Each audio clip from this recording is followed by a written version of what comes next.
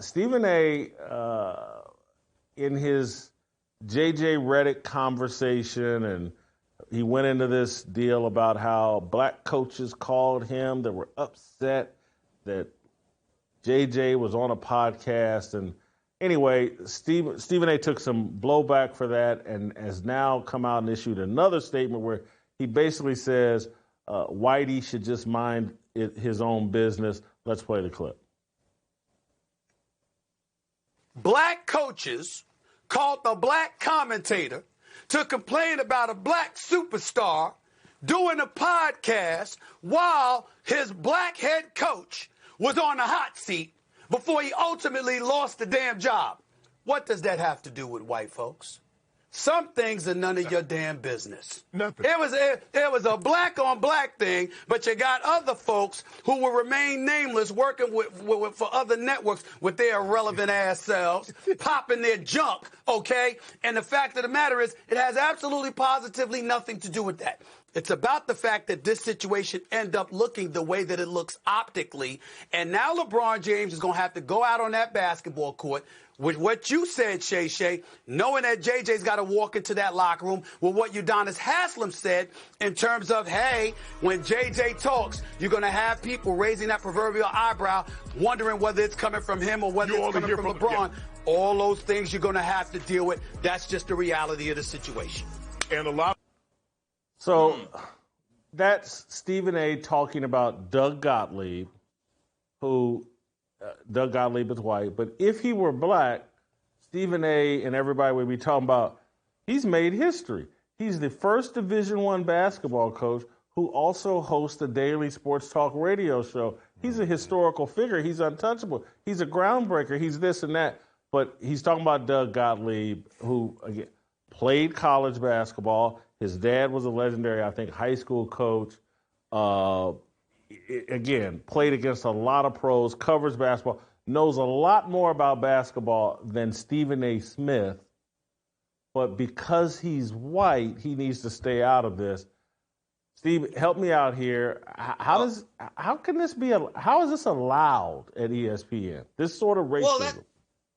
Well, that's kind of par for the course. Couple things. Doug Gottlieb, I don't think ever hit 17 three-pointers in a row, but Stephen A. Smith did admit he's better at basketball than he is. So I will give Mr. Smith some credit for his honesty. Couple of things. I have a question.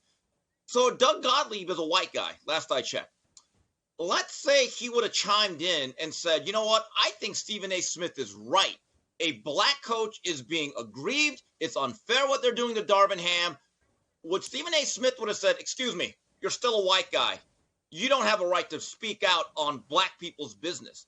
See, this is, and I see this all the time on Twitter. When you rip a fighter, the boxers will say, well, you never fought. Okay, I've never seen a boxer actually tell anybody, thank you for the praise, but here's the problem. Have you ever fought? It's hypocrisy. This is not about even a cultural or racial issue in my view. It's just about, are you agreeing with me? The other thing is, Stephen A. Smith, the way he talks like he's going to do something, if you ever saw footage of him trying to do boxing training, he should never raise his voice in anger. What is he going to do about it? And I get this all the time, or sometimes. Steve, it's not something for you to speak about. You want to bet? Either you believe in the First Amendment or you don't. And by the way, those very same people that draw these color lines in terms of subjects and what you can discuss, they break these lines all the time. A lot of these people spend an inordinate amount of words on other races and cultures. They are not even subject to the own rules that they lay down. I was going to tell Steve, I do think I've seen a clip of Stephen A. boxing. It's not the prettiest thing I've seen. So if you want to pick a fight with Stephen A., you might be in pretty good shape. A couple of things. What does this have to do with white folks thing? This is the same argument they make for black on black crime. You're like, hey, we should probably do something. Let's make the neighborhood safer. What's that got to do with you? You just keep letting black folks kill black folks. It got nothing to do with you white people. It's the same thing we do with abortion. You let us keep killing black babies. Why would you make an argument against killing black babies? So nonsense. The other thing I would say is there's obviously a double standard here because this is the argument Monica McNutt and all these women are telling him, hey, these are women's issues. Let women speak about the WNBA. And he sure stuck his neck out there with Shannon Sharpe and the rest to keep talking about these women. So is it only a color thing? I don't know. I'm just trying to figure out, why is he allowed to get away with it? There's no one at ESPN that can say, hey, man, we can't have a white person come on any of our shows and say, hey, black people, stay out of it. This is a white issue. Stay out. It can't happen. So why is he allowed to do it?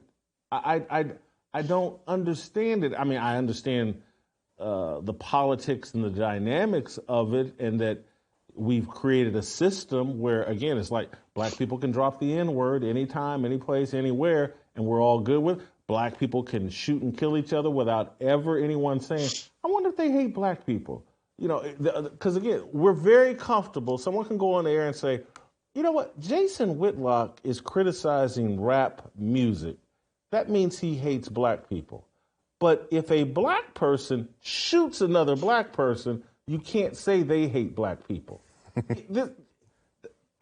Our brains have been twisted into pretzels playing some sort of racial game. Who are the rule makers? Who comes up with this? What's the algorithm that explains why Stephen A. Smith, because they're talking about J.J. Redick. He's white. Mm-hmm. And so now we're saying a white person can have no opinion on that? Can Stephen A. and these guys sitting on there talking about hockey? Mm-hmm. Stephen A., I think Shannon Sharpe, is it PK Subban or PK Subban? Yeah. Yeah, they're sitting on there talking, and PK actually, I guess, played hockey. Played for the Preds here. Yeah. But they can all talk about hockey, but Doug Gottlieb can have no opinion on something going on with J.J. Redick and a conversation that they made racial? Well, Stephen A. is trying to actually inch Redick out of it. He's tried to from the beginning. It's got nothing to do with Redick. Could have been anybody. I'm talking about how this related to how LeBron was affecting Darvin Ham. So forget the white guy. Could have been a black guy or anybody else. It's the fact that he was putting his black coach in jeopardy. And you said, who makes the rules here? Well, these are the laws of intersectionality, right? And this is why Stephen A. actually gets put in a pretzel when he plays this card only when he can play this card, and that's against white people. Because then you get into women, and he has to shut up when it comes to women. And then you get into gay people, and then the women have to shut up because of the gay people. And you got this hierarchy of victimhood, and at the very top, you have these black, lesbian women. You go down the list, and they're the biggest victims in the world, and they could say whatever they want, and everybody else has to shut up. So that's the law of intersectionality. What is keeping Doug Gottlieb? Black transgender woman. Go ahead, Steve. What's keeping Doug Gottlieb from saying, hey, you need to at least have averaged 2 points in Division I basketball to have an opinion on basketball if we're going to draw these lines? I'm just saying, if we're going to have like this mark of like either you're good enough or you're knowledgeable enough to speak about a subject. Last I checked, Doug Gottlieb played Division I basketball, and there's actually like statistics and there's proof that he played. He was actually on TV, had a professional career overseas. The other thing is, if Stephen A. Smith really wanted to make this a racial issue, that I got to stand up for the brother man and not the other man, shouldn't he be more upset that J.J. Redick, as a white guy, was fast-tracked to this job and it was not a black coach? And then he actually replaced a black coach. So he's not even being, to me, it's just like, it's not a big deal that Doug Gottlieb as a third party chimed in. Look, everyone's allowed to have an opinion, and we're allowed to have opinion on your opinion. That's the way it works, right? But the fact that Stephen A. Smith, I think I saw a tweet where he was congratulating J.J. Redick. I thought that was kind of gutless. I thought this was about this whole cultural movement that black coaches called you about what they were doing to a black coach. Okay, we'll go all the way then, Stephen A. Talk about why did they hire a white guy in this position? I think once again he's taking the easy way out.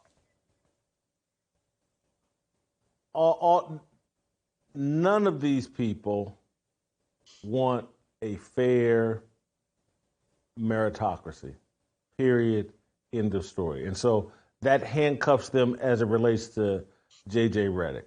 They don't want objective standards. They can't say, Stephen A. Smith's not in position to say, hey, J.J. Redick is completely unqualified for this job. He hasn't prepared to be a coach. He just got a job being the number one broadcaster. He didn't prepare for that. He wasn't qualified for that. Because if Stephen A. talked that bluntly and honestly, what he knows is that, because J.J. Redick's no punk. J.J. Redick will be like, oh, you want to talk about qualifications? You've written a book full of lies and fabrications that's been called out publicly, and you're calling yourself a journalist? I'm more qualified to be the Lakers head coach than you are to be seen as some type of journalist. J.J. Redick is capable of stating that. And so that's why Stephen A. Smith can't talk. And again, it's like all of these DEI didn't earn it people, and they come in all shapes, sizes, and colors. They all have to participate and pretend like they don't see the fraudulence in each other. Because once one person points out fraudulence, eventually someone goes, oh, I got a mirror, let me hold it up to you and show you how fraudulent you are. And so they're all doing a very dishonest dance and lie. And I'm not saying that people of previous generations never got undeserved jobs and positions. But it wasn't nearly as pervasive as it is now. The qualifications right now seem to be the lower your qualifications are, the more qualified you are for these positions. That's how a J.J. Redick gets this job. He's standing on the shoulders of Stephen A. Smith. Help us grow the Fearless Army. Pound that like button, subscribe to the channel, and share this video with all your fearless friends.